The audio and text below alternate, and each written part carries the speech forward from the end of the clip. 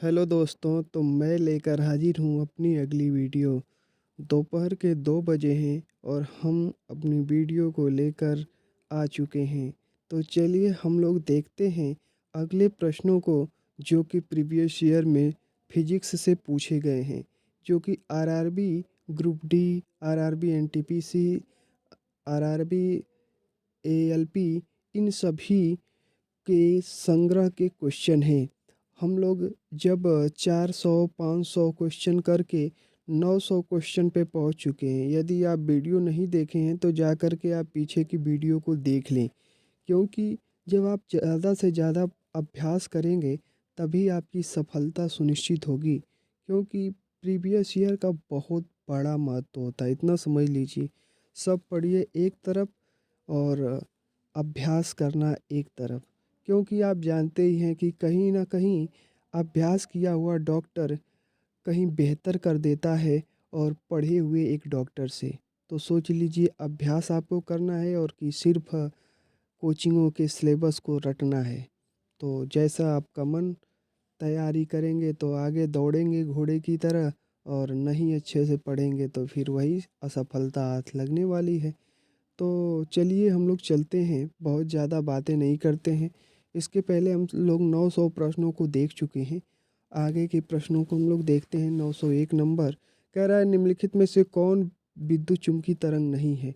तो इसमें से विद्युत चुम्बकीय तरंग पूछ रहा है, कौन नहीं है।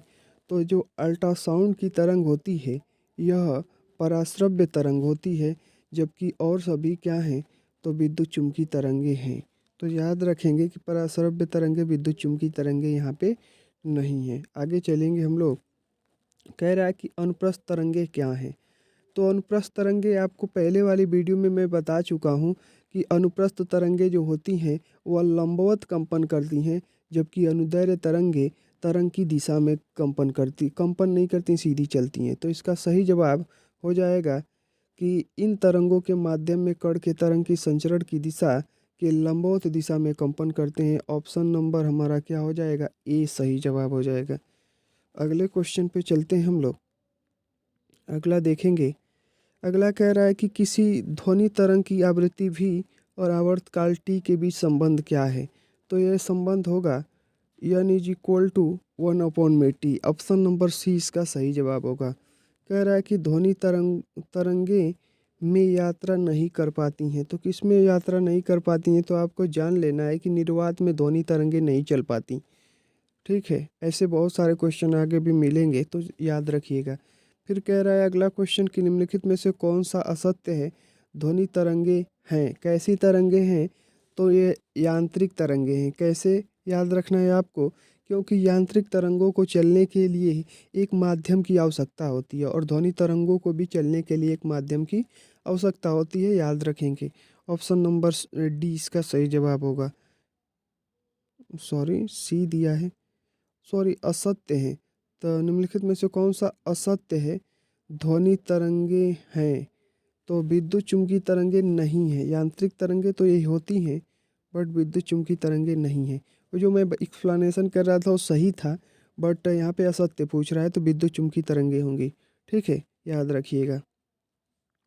अगला क्वेश्चन कह रहा है, निम्नलिखित में से ध्वनि तरंग की विशेषता है। तो ध्वनि तरंग की विशेषता यही है कि क्या होता है इनमें, तो समय अवधि एवं आवृत्ति और आयाम या गति या घनत्व।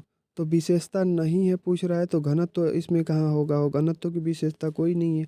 ऑप्शन नंबर डी इसका सही जवाब होगा। अगले क्वेश्चन पे चलते हैं कि ध्वनि तरंगे तरंगे होती हैं, कैसी तरंगे। तो देख लीजिए यहाँ पे आ गया हो, वही क्वेश्चन मिल गया। यांत्रिक तरंगे, ध्वनि तरंगे होती हैं, कैसी तरंगे, तो यांत्रिक तरंगे। ऑप्शन नंबर डी इसका सही जवाब है। आरआरबी ग्रुप डी में पूछा हुआ क्वेश्चन है। देख लीजिए यहाँ पे डी इसका विकल्प सही है। कह रहा है कि ध्वनि तरंग का आयाम किस पर निर्भर करता है। तो तरंग का आयाम किस पर निर्भर करता है, तो वस्तु के कंपन कराने के लिए प्रयुक्त बल पर। ऑप्शन नंबर डी इसका सही जवाब हो जाएगा। ठीक है, 908 का। कह रहा है कि किसी भौतिक वैज्ञानिक के सम्मान में ध्वनि की आवृत्ति के एसआई मात्रक को नाम दिया गया। तो किसके आवृत्ति को कह रहा है, तो आवृत्ति को आप जानते हैं कि हर्ट्ज में नापते हैं, तो हेनरिक रुडोल्फ हर्ट्ज हो जाएगा। ऑप्शन नंबर बी, क्योंकि उसी से रिलेटेड कोई नाम होगा ना, आसानी से आप परीक्षा में टिक कर देंगे इसे। निम्नलिखित में से कौन सा माध्यम के घनत्व में किसी ध्वनि के तरंग की एक संपूर्ण दोलन में लगने वाला समय है? तो उसे आयाम कहते हैं। ऑप्शन नंबर डी इसका सही जवाब हो जा सॉरी, लगने वाला समय पूछ रहा है ना, आयाम नहीं, आवर्तकाल, मिस्टेक हो गया। समय पूछ रहा है तो लगने वाला समय क्या हो जाएगा?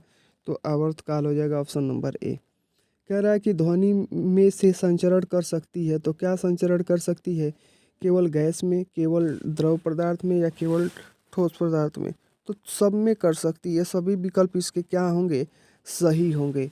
मतलब कि सभी माध्यम में क्या करती है ध्वनि? संचरण कर सकती है। मतलब माध्यम की आवश्यकता तो होगी ही होगी, क्योंकि यांत्रिक तरंगे हैं। कह रहा है कि ध्वनि के संचरण के लिए अधिकतम माध्यम अवस्था में होना चाहिए। तो सभी अवस्था में, ठोस द्रव गैस सभी अवस्था में होगा, ऑप्शन नंबर डी।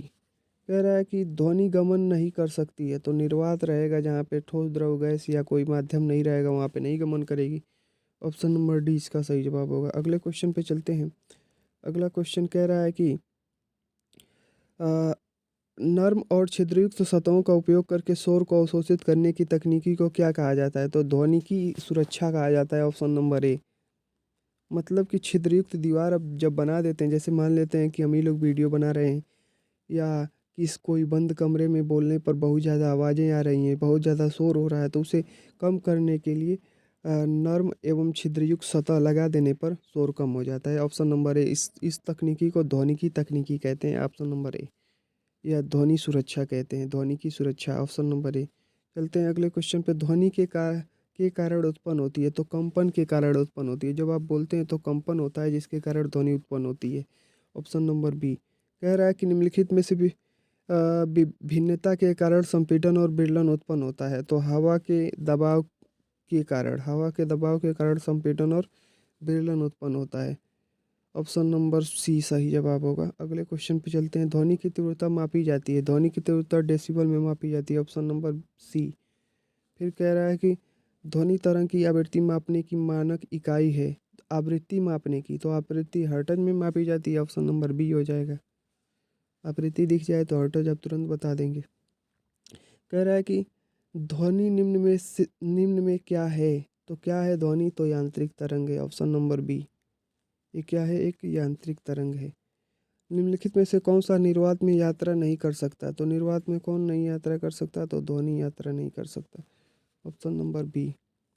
कह रहा है कि जब ध्वनि हवा के माध्यम से गुजरती है तो हवा के कण क्या करते हैं? हो तो ध्वनि की बात कर रहा है, तो लंबवत कंपन करते हैं। क्यों? क्योंकि तरंग प्रसार की दिशा के लंबवत, क्योंकि ये कैसी हैं? तो अनुप्रस्थ तरंगे हैं, ऑप्शन नंबर डी इसका। तरंग प्रसार की दिशा में, सॉरी, ऑप्शन नंबर ए इसका सही जवाब होगा, क्योंकि ये अनुप्रस्थ नहीं, अनुदैर्ध्य तरंगे हैं।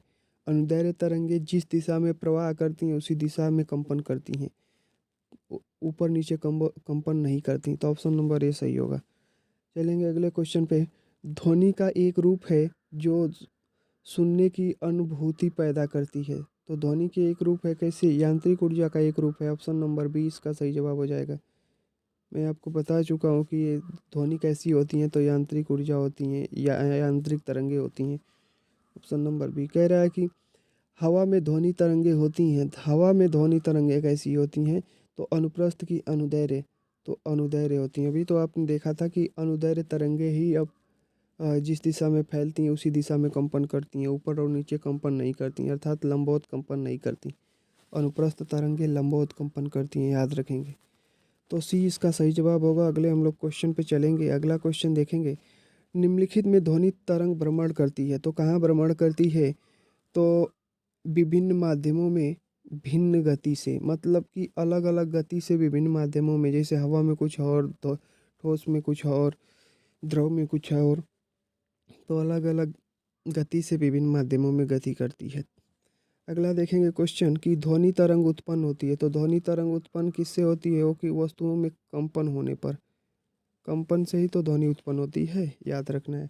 निम्नलिखित में से किस से ध्वनि नहीं जा सकती है? तो निर्वात में ध्वनि उत्पन्न ही नहीं हो पाएगी, क्योंकि माध्यम की आवश्यकता होती है। यांत्रिक तरंगे हैं ध्वनि। ध्वनि तरंग के संबंध में निम्नलिखित में से कौन सा कथन सही नहीं है? तो सही नहीं है तो देखते हैं। ये लंबी दूरी की यात्रा नहीं कर सकती, कर सकती हैं। इन्हें यात्रा करने के लिए किसी माध्यम की आवश्यकता नहीं होती। माध्यम की तो आवश्यकता होती है, तभी तो निर्वात में नहीं चल पाती हैं ये ध्वनि तरंगे। तो ऑप्शन नंबर सी इसका गलत जवाब होगा। कह रहा है कि कथन सही नहीं है, तो ऑप्शन नंबर सी सही होगा इसका। ठीक है, कि इनके लिए माध्यम की आवश्यकता होती है और ये कह रहा है कि माध्यम की आवश्यकता नहीं होती। अगला क्वेश्चन देख रहे हैं कि ध्वनि संचरण के समय माध्यम के कणों के उच्च घनत्व का क्षेत्र कहलाता है, संपीड़न कहलाता है। उच्च घनत्व यदि होगा तो उसे संपीड़न कहेंगे। अगले क्वेश्चन को देखते हैं। ध्वनि तरंगों की आवृत्ति परिसर, frequency range of sound waves. अब हम लोग देखेंगे इसमें किसकी कितनी रेंजेज होती हैं। तो कह रहा है कि मनुष्य के लिए ध्वनि का प्राश्रव्य लगभग होता है, तो इसको आप याद रखेंगे कि 20,000 से 20 हर्ट्ज से 20,000 हर्ट्ज तक, 20 हर्ट्ज से 20,000 हर्ट्ज तक। ऑप्शन नंबर डी इसका सही जवाब होगा। मनुष्य को ध्वनि सुनना होगा तो मिनिमम 20 हर्ट्ज तक और अधिकतम 20,000 हर्ट्ज तक सुन सकता है। कह रहा है निम्नलिखित में से कौन सा ग्रीक अक्षर तरंग दैर्ध्य को प्रदर्शित करता है? तो लैम्डा, आप जानते हैं लैम्डा से। कह रहा है कि बिल्कुल मंद श्रव्य ध्वनि की तीव्रता स्तर क्या है? तो इसका तीव्रता स्तर आप जानते हैं कि 0 डेसिबल है। 0 डेसिबल को एकदम मंद ध्वनि कहेंगे। कह रहा है कि अल्ट्रासोनिक तरंगों की आवृत्ति कितनी होती है? तो अल्ट्रासोनिक पूछ रहा है, तो 20,000 हर्ट्ज से अधिक की होनी चाहिए। ऑप्शन नंबर 20 किलो हर्ट्ज से अधिक। ऑप्शन नंबर सी इसका सही जवाब है। ठीक है, याद रखेंगे। अगला देखते हैं हम लोग। ऑप्शन नंबर सी ही दिया है ना? हाँ, ऑप्शन नंबर सी दिया, अल्ट्रासोनिक की 20,000 से अधिक। कह रहा है कि मनुष्यों के लिए ध्वनि की श्रव्य सीमा लगभग होती है, तो कितना होती है? और 20 हर्ट्ज से 20,000 हर्ट्ज। ऑप्शन नंबर सी। अगले क्वेश्चन पे चलेंगे। कह रहा है कि मानव के कान की सामान्य श्रव्य सीमा होती है, तो 20 हर्ट्ज से 20 किलो हर्ट्ज तक या 20,000 हर्ट्ज तक। यह ऑप्शन नंबर डी हो जाएगा। देखिए 20,000 की जगह 20 किलो हर्ट्ज दे दिया है। कह रहा है कि मनुष्य बहुत ऊंची ध्वनि सहन कर सकता है। वह उच्च ध्वनि स्तर क्या है जो मनुष्य सहन कर सकता है? तो वह है हमारा 80 डेसिबल। ऐसा कहा जाता है कि 80 डेसिबल से अधिक मनुष्य सुनेगा तो उसके लिए हानिकारक है। 75 से ऊपर उसको नहीं सुनना चाहिए, बट 80 अधिकतम सुन सकता है वो। ठीक है, 85 से अधिक होने पर 80 के बाद 85 होने पर बहरा होने का भय रहता है, और 150 पर वो पागल हो सकता है। तो ऑप्शन नंबर बी सही जवाब होगा। कह रहे हैं कि श्रवणी रेंज से नीचे आवृत्ति के साथ ध्वनि तरंगों को कहा जाता है, तो इसको हम कहते हैं इंफ्रासोनिक। क्योंकि जो कम होती हैं उन्हें इंफ्रासोनिक, और जो सुनने से अधिक होती हैं उसे अल्ट्रासोनिक, और जो सबसे अधिक होती हैं उसे सुपरसोनिक कहते हैं। तो ऑप्शन नंबर डी सही जवाब होगा। कह रहा है कि आवृत्ति मनुष्यों के श्रव्य नहीं है, तो कौन सी आवृत्ति मनुष्यों के श्रव्य नहीं है वो? तो यहाँ पे देखिए 20,000 तो श्रव्य है, 18,100। ऑप्शन नंबर बी 22,000 हर्ट्ज मनुष्य के लिए श्रव्य नहीं है, क्योंकि 20,000 तो सीमा ही है, तो 22,000 कहाँ से आएगा? अगले क्वेश्चन पे देखेंगे। अपश्रव्य या इंफ्रासोनिक तरंगों की आवृत्ति, अभी तो आपको बताया था कि 20 से कम हो, 20 से कम हो तो उसे क्या कहते हैं? इंफ्रासोनिक कहते हैं। हाँ, ऑप्शन नंबर सी। अगला कह रहा है कि एक ध्वनि तरंग की गति 340 मीटर प्रति सेकंड है, तो यदि इसकी तरंग दैर्घ्य 2 सेंटीमीटर है तो तरंगों की आवृत्ति ज्ञात करिए। तो तरंग दैर्घ्य 2 सेंटीमीटर है, तो इसको मीटर में बदल लेंगे तो 0.02 मीटर आ जाएगा। और यहाँ पे हमारा गति दिया है, तो अब हम लोग निकाल सकते हैं कि v is equal to n into lambda. तो आवृत्ति पूछ ही रहा है, तो यन जो तरंग दैर्घ्य है उसका 340 में भाग दे देंगे। तो भाग देंगे तो हमारा आ जाएगा 117,000, मतलब कि 17,000 हर्ट्ज आ जाएगा। आप इसको देख सकते हैं, नीचे सॉल्व भी किया हुआ है। एक्सप्लेनेशन में आप देख सकते हैं, जैसे मैंने बताया कि 340 में क्या करेंगे, 0.02 सेंट 0.02 मीटर का भाग दे देंगे तो आ जाएगा। आगे देखेंगे। कह रहा है कि तरंगे चमगादड़ को उनके रास्तों में आने वाली बाधाओं को पता लगाने में मदद करती है। तो तरंगे कौन सी होती हैं? पराश्रव्य। पराश्रव्य तरंगे जो होती हैं चमगादड़ को रास्ते में आने वाली बाधाओं को पता लगाने में मदद करती हैं। Option number C. मतलब कि 20,000 हर्ट्ज से ऊपर की आवृत्ति को पराश्रव्य कहते हैं। अल्ट्रासोनिक। अगला देखेंगे, ध्वनि की वह न्यूनतम आवृत्ति क्या है जो मनुष्य द्वारा सुनी जा सकती है? कौन सुनी जा सकती है? वो तो न्यूनतम 20 हर्ट्ज। अभी आपने देखा था 20,000 हर्ट्ज तक कह रहा है। फिर अगला क्वेश्चन देखेंगे कि मनुष्यों के लिए श्रव्य ध्वनि की आवृत्ति की रेंज कितनी होती है? तो श्रव्य की होती है 20 हर्ट्ज से 20,000। 20 हर्ट्ज से 20,000। यहाँ पे 20,000 किलो हर्ट्ज नहीं होगा ना, यहाँ पे मिस्टेक लिखा हुआ, किलो हर्ट्ज नहीं होना चाहिए। देखिए ये सही तो है बट किलो हर्ट्ज नहीं होगा। 20,000 हर्ट्ज से 20 हर्ट्ज से 20,000 हर्ट्ज तक, इसको सही कर लीजिएगा, आप याद रखिएगा। आगे देखते हैं, निम्नलिखित में से कौन सी तरंगे मनुष्य के लिए श्रव्य होती हैं? तो श्रव्य होती हैं 20 से 20,000 हर्ट्ज के बीच वाली रेंज की। ऑप्शन नंबर सी इसका सही जवाब हो जाएगा। अगले क्वेश्चन पे चलते हैं। एक सुपरसोनिक ध्वनि तरंग की आवृत्ति होती है। सुपरसोनिक कह रहा है, ओ ये अल्ट्रासोनिक कह रहा है, तो अल्ट्रासोनिक 20,000 से ऊपर की होगी। तो 20,000 से ऊपर की कह रहा है कि 20,000 हर्ट्ज से अधिक की अल्ट्रासोनिक होगी। अगला देखेंगे हम लोग, अब हम लोग स्पीड ऑफ साउंड, ध्वनि की चाल से रिलेटेड क्वेश्चन देखेंगे। कह रहा है हवा में ध्वनि की गति से अधिक गति रूप में जानी जाती है। तो ध्वनि की गति से अधिक रूप की गति तो सुपरसोनिक हो जाएगा। Option number A. बहुत ज़्यादा ध्वनि हो तो सुपरसोनिक बोल देते हैं उसे। और 20,000 से अधिक अल्ट्रासोनिक, 20 से कम इंफ्रासोनिक। तो अगले क्वेश्चन को देखते हैं। ध्वनि की गति पर दबाव क्या प्रभाव डालता है? ध्वनि की गति पर प्रभाव क्या डालता है? तो ऑप्शन नंबर इसका क्या हो जाएगा?